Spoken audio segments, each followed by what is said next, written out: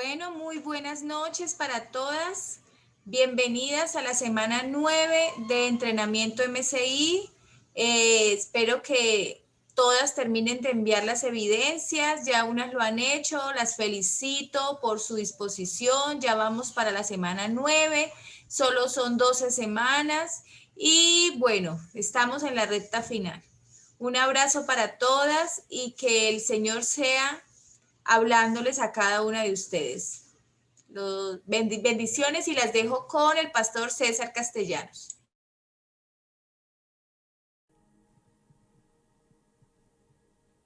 El libro de Josué, capítulo 1, verso 5, dice: nadie te podrá hacer frente en todos los días de tu vida.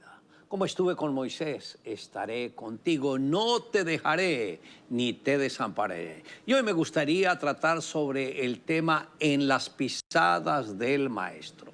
En el verso primero de este mismo capítulo dice: aconteció después de la muerte de Moisés, siervo de Jehová, que Jehová habló a Josué, hijo de Nun, servidor de Moisés. Podemos ver que Moisés, quien fue uno de los más grandes y brillantes hombres del Antiguo Testamento, cumplió la misión que Dios le había asignado, la cual le tomó 40 años en el desierto, donde logró liberar al pueblo de Israel de la opresión de Faraón en Egipto. Su primera gran hazaña fue en la celebración de la Pascua, donde todos los primogénitos de los egipcios murieron, mientras que los judíos, ni uno solo de ellos falleció, gracias a la protección de la sangre del Cordero. Luego salieron de Egipto con grandes riquezas y también tuvo que guiarlos por 40 años en el desierto hasta llegar a la tierra prometida, con señales, maravillas y prodigios que Dios hizo a través de él. Pues la ley por medio de Moisés fue dada, pero la gracia y la verdad vinieron por medio de Jesucristo. Esto está en el Evangelio de Juan, capítulo 1, verso 17. Por medio de Moisés vino el maná, que quiere decir pan del cielo, pues Jesús ofrendó su cuerpo y su sangre por darnos vida eterna. Moisés levantó una serpiente de bronce para salvar a los israelitas que habían sido mordidos por las serpientes ardientes. Jesús también fue levantado en la cruz del Calvario para que todo aquel que en él crea no se pierda, mas tenga vida eterna. Moisés levantó el tabernáculo, y me refiero al tabernáculo terrenal, mientras Jesús nos llevó a conocer el tabernáculo celestial, porque el tabernáculo estaba dispuesto así. En la primera parte, llamada el lugar santo, estaba el candelabro, la mesa y los panes de la proposición. Tras el segundo velo estaba la parte del tabernáculo llamada el lugar santísimo, el cual tenía un incensario de oro y el arca del pacto cubierta de oro por todas partes, en la cual estaba una urna de oro que contenía el maná, la vara de Aarón que reverdeció y las tablas del pacto, y sobre ella los querubines de gloria que cubrían el propiciatorio, de las cuales cosas no se puede ahora hablar en detalle. Esto está en Hebreos capítulo 9, versos del 2 al 5. Pero estando ya presente Cristo, sumo sacerdote de los bienes venideros, por el más amplio y más perfecto tabernáculo, no hecho de manos, es decir, de esta creación, y no por sangre de machos cabríos ni de becerros, sino por su propia sangre, entró una vez para siempre en el lugar santísimo, habiendo obtenido eterna redención. Porque si la sangre de toros y de los machos cabríos y las cenizas de la becerra rociadas a los inmundos santifican para la purificación de la carne, cuánto más la sangre de Cristo, el cual mediante el Espíritu eterno se ofreció a sí mismo sin mancha a Dios, limpiará vuestras conciencias de obras muertas para que sirváis al Dios vivo. Esto está en Hebreos, en el capítulo 9, versos del 11 al 14. Porque no entró Cristo en el santuario, hecho de mano, figura del verdadero, sino en el cielo mismo, para presentarse ahora por nosotros a Dios. Como podemos ver, el ciclo de Moisés cumplió su propósito para dar comienzo al ciclo de Josué. Dios mismo escoge a sus siervos y Moisés vino a ser uno de los hombres más respetados y admirados por el pueblo de Israel hasta el día de hoy, porque él fue fiel a su llamado. Siempre se apoyó en Dios y no se desvió ni a la derecha y tampoco a la izquierda. Pero Josué fue fiel servidor de Moisés. A pesar de su alto nivel de liderazgo, nunca le pasó por la mente rebelarse contra su líder. Cuando el pueblo de Israel se corrompió por causa del becerro de oro, Josué fue el único que no se contaminó por estar sirviendo al siervo de Dios. Debemos entender que hay etapas en el ministerio que se deben cumplir y cuando las personas quieren anticiparse, sencillamente están abortando el llamado que Dios tenía para ellos. Ese fue el caso de Coré, Datán y Abirán, quienes se levantaron contra Moisés con 250 varones de los hijos de Israel, príncipes de la congregación de los del consejo, varones de renombre, y se juntaron contra Moisés y Aarón y les dijeron: basta ya de vosotros, porque toda la congregación, todos ellos son santos y en medio de ellos está Jehová. ¿Por qué, pues, os levantáis vosotros sobre la congregación de Jehová? Esto está en Números, capítulo 16, versos del 1 al 3.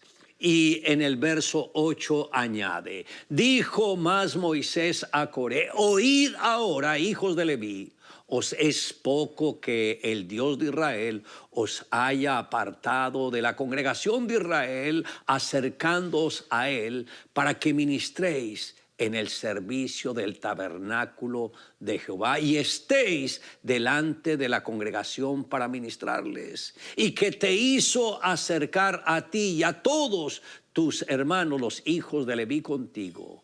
Procuraréis también el sacerdocio. Esto está en los versos 8 al 10 del mismo capítulo. Por poco Dios extermina a toda esa generación, porque se habían contaminado por la rebelión de estos tres líderes, a tal punto que el mismo Dios le dijo a Moisés: apártate de ellos y los consumiré en un solo instante, y te pondré sobre una generación mejor que ellos. Pero la intercesión de Moisés fue la que protegió a la nación, aunque los que se unieron a la rebelión no murieron de inmediato, sino con el paso del tiempo, que fueron muriendo en el desierto. Y los que entraron a la tierra prometida fueron sus hijos, pues ellos no eran culpables por los pecados de sus padres.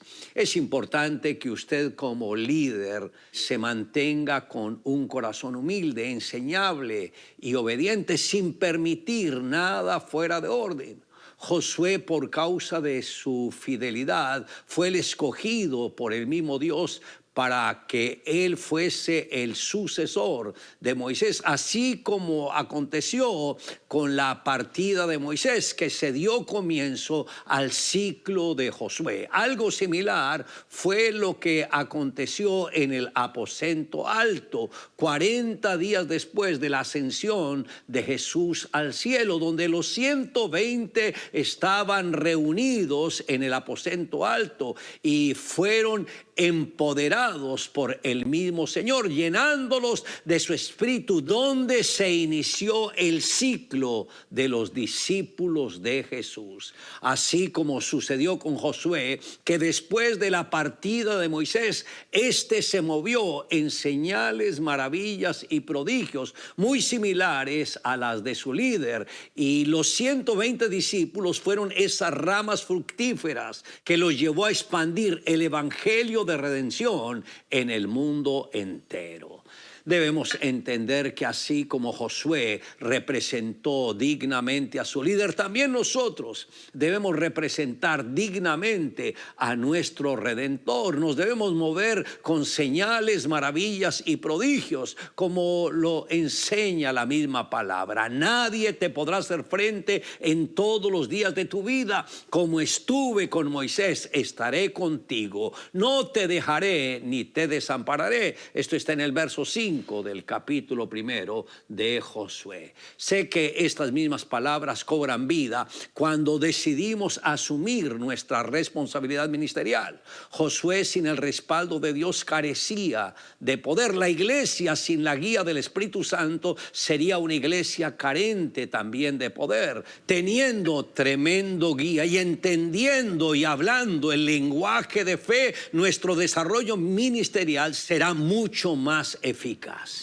Si estudiamos cuidadosamente la vida del Señor Jesús, observaremos que Él le dio gran importancia al trabajo en equipo. Piense en una selección de fútbol. Ningún jugador, por brillante que sea, podrá dar a conocer sus habilidades sin el respaldo de un equipo. Así como Jesús entrenó a sus 12, debemos también entregarnos a la tarea de formar nuestra gente hasta que adquiera esa madurez espiritual que los convertirá en grandes multiplicadores. ¿Cómo hubiera sido la historia del cristianismo sin la influencia de los apóstoles? Y por otro lado, piense en el impacto que se puede llegar a realizar en las naciones de la tierra si logramos reproducirnos estratégicamente en otros y que estos a su vez lleven a cabo la misma tarea con sus discípulos.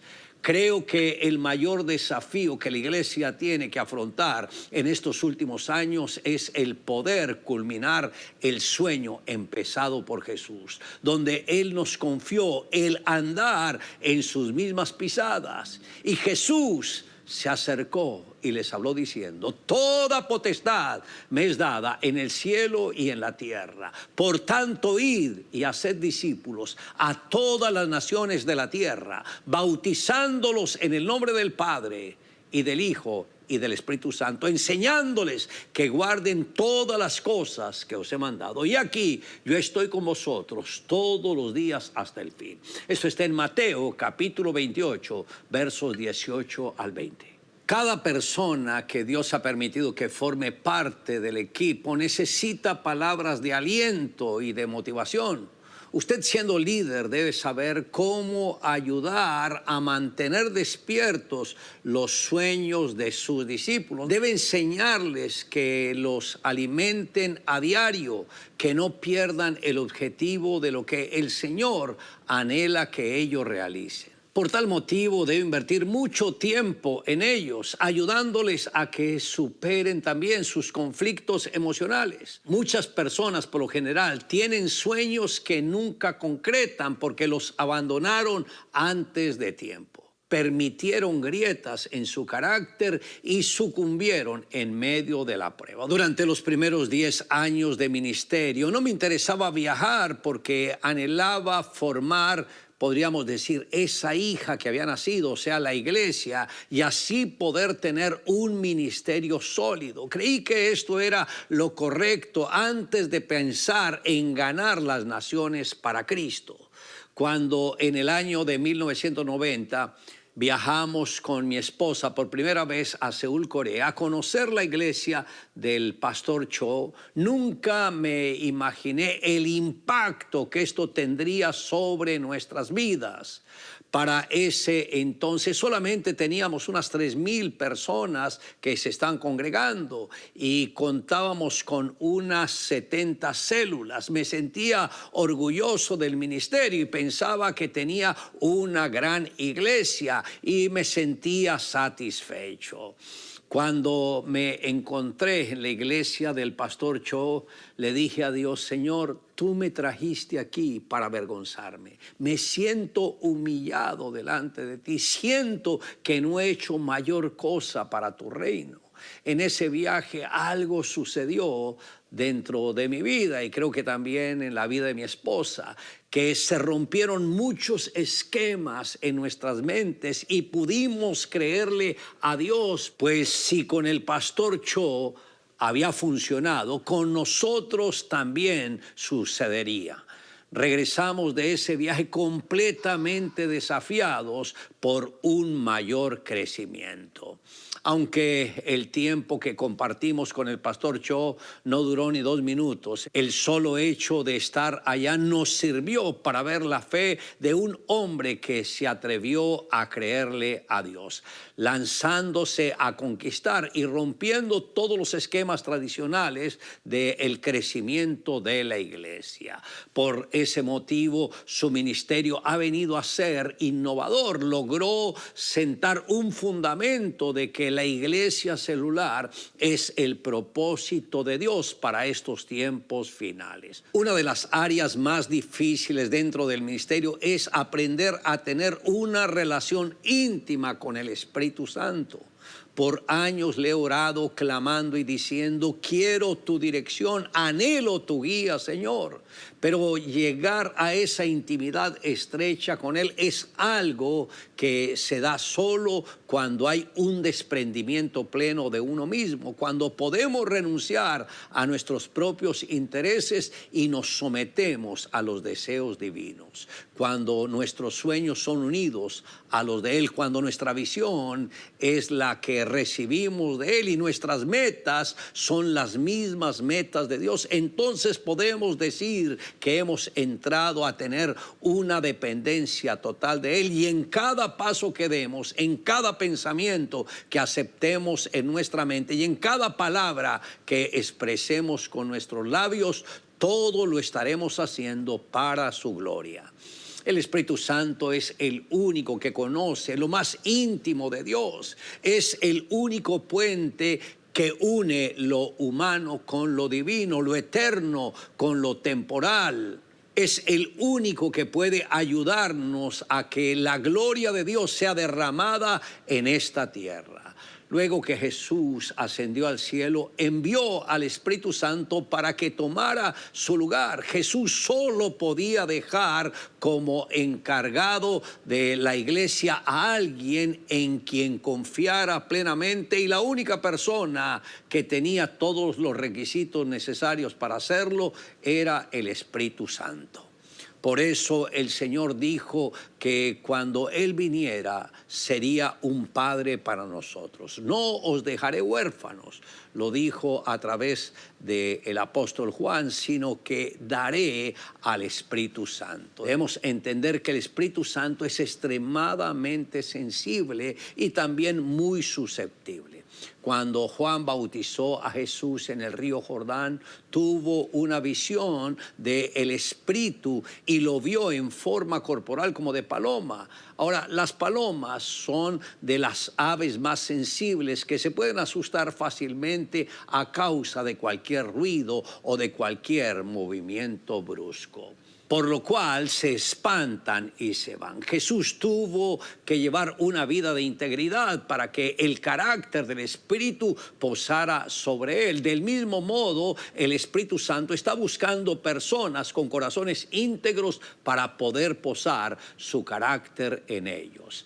Ahora, mantener la intimidad con el Espíritu Santo implica velar a diario por esa amistad y comunión, donde no permitimos en nuestro corazón ninguna actitud que le desagrade. El salmista dijo, examíname, oh Dios, y pruébame para saber si hay en mí camino de iniquidad. Continuamente debemos decirle a Dios, examina mi vida, oh Dios. Tal vez estoy haciendo lo que a mí me parece correcto, pero para ti no lo es. Espíritu Santo, yo quiero que tú me guíes y dirijas en todo lo que yo haga. Muchas veces para nosotros es más fácil amoldarnos a una situación y sentirnos satisfechos con lo que ya hemos logrado, pero si mantenemos una relación íntima con el Espíritu Espíritu de Dios, Él no permitirá que nos estanquemos o conformemos con lo que ya hemos recibido, pues Él mismo produce una motivación interna para que continuemos avanzando con ese espíritu de conquista, que es uno de los más grandes privilegios que he tenido, y que de verdad me siento satisfecho de que Dios me haya llamado para servirle a Él dentro del ministerio pastoral. Durante más de 10 años de servirle en esta área, vimos el respaldo de Dios de una manera tan sobrenatural. Todo lugar que tomábamos lo llenábamos, todas las metas que nos trazábamos las cumplíamos y disfrutábamos de cierto éxito a nivel ministerial. Pero dentro de mí vino un gran inconformismo, pues sentía que lo que habíamos logrado hasta ese momento estaba muy por debajo en relación a la demanda de la necesidad espiritual de la gente. Por tal motivo me atreví a orar de una manera poco común. Aquel día abrí mi corazón al Señor y le dije: Espíritu de Dios, gracias por darme el privilegio de estar dentro de tu obra, pero he tomado la decisión de renunciar al pastorado. Espíritu de Dios, te pido que a partir de hoy tú seas el pastor de la iglesia. Acéptame como tu colaborador. Pensé que estaba haciendo la oración del siglo, y de pronto tengo una visión y veo que el Espíritu Santo, bien del fondo, se levanta y empieza a caminar y llega cerca de mí y me dice: ¿por qué tardaste tanto en decírmelo? Porque hasta este momento tú eras el pastor y yo era tu colaborador. Cuando te levantabas a predicar, tú me decías: Espíritu Santo, bendice lo que voy a hablar. Cuando terminabas, decías: Espíritu Santo, quiero que te muevas así, quiero que hagas esto, quiero que hagas aquello, quiero que restaures esto, quiero que sanes aquello. Y dice: y yo corría detrás de ti como si fuera tu siervo. Pero cómo me agrada esa oración que has hecho, que ahora tú me das el control a mí y tú vas a servirme a mí, porque ni te imaginas lo que sucederá de aquí en adelante. Desde aquel día el Espíritu Santo tomó muy seriamente la oración que había realizado, a tal punto que Él mismo me indicaba los días que debería estar en Colombia y los días que no. Había ocasiones en que solamente me dejaba predicar 4 veces al año. Y yo lo entendí. Todo es por aquella decisión que había tomado. Como líderes tenemos el deber de formar a nuestros discípulos en el carácter para que sean muy semejantes a nuestro Redentor, al Señor Jesucristo. Y una de las enseñanzas que quedan más grabadas en sus corazones es el ejemplo. Cada palabra que nosotros les digamos, cada actitud que tengamos, o bien los motivará en el ánimo o posiblemente los desalentará. La dirección que les demos al ministerio y las metas que establezcamos van a ayudarle de manera positiva o los van a afectar en el futuro ministerial. A principios de 1995 comencé a preparar 200 líderes para enviarlos como pastores, pues tenía el proyecto de abrir 200 iglesias en diferentes lugares de la ciudad. Pensé que esta sería la manera más rápida de crecimiento. A mitad de año, con mi esposa fuimos a una conferencia para líderes cristianos en Seúl, Corea, donde aprovechamos la oportunidad para visitar la iglesia del Dr. Cho. Mientras estábamos en la parte de atrás del auditorio, tuve una visión. Mis ojos espirituales se abrieron y vi al pastor Cho con indumentaria de atleta corriendo hacia mí con una antorcha en su mano. Cuando él llega hasta donde yo me encontraba, me entrega la antorcha y al instante que la recibo, el Espíritu Santo me habla y me dice: hijo, te estoy entregando la antorcha de la multiplicación. Yo te di una visión celular similar a la que tiene el pastor Cho, y tú has querido introducir otra visión dentro de la visión. Esto te sacará del propósito. Hijo, necesito que te dediques a la visión celular. Aquel día me arrepentí y le dije al Señor, perdóname por tratar de desviarme de lo que tú habías trazado para mí. Perdóname por haber obrado de acuerdo a mi propio criterio. Cuando regresé a Bogotá, reuní al liderazgo y junto con ellos a todas aquellas personas que estaba entrenando. Les compartí la experiencia, pedí perdón y les dije, regresemos nuevamente a la visión celular.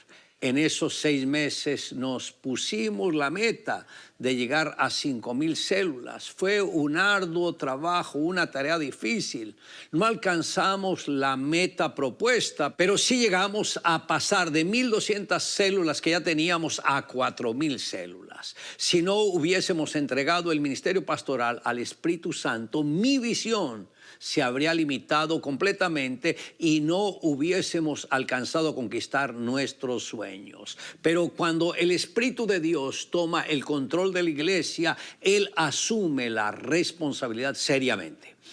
Los apóstoles lo entendieron cuando dijeron, porque ha parecido bien al Espíritu Santo y a nosotros. Como ministerio nos hemos asegurado que cada decisión tomada para el desarrollo de nuestras metas tenga primeramente la aprobación del Espíritu de Dios y de este modo permanecer siempre en su propósito. Razón por la cual en este gran desafío que nosotros tenemos de entrenamiento con ustedes es volver al original. ¿Y qué es lo original? Volver a las células. Recuerde la palabra que el mismo Señor me dio. Yo te di una visión similar a la del doctor Cho. Es que se reproduzcan en células. Por eso, bienvenido a la visión celular. Bueno, pastor,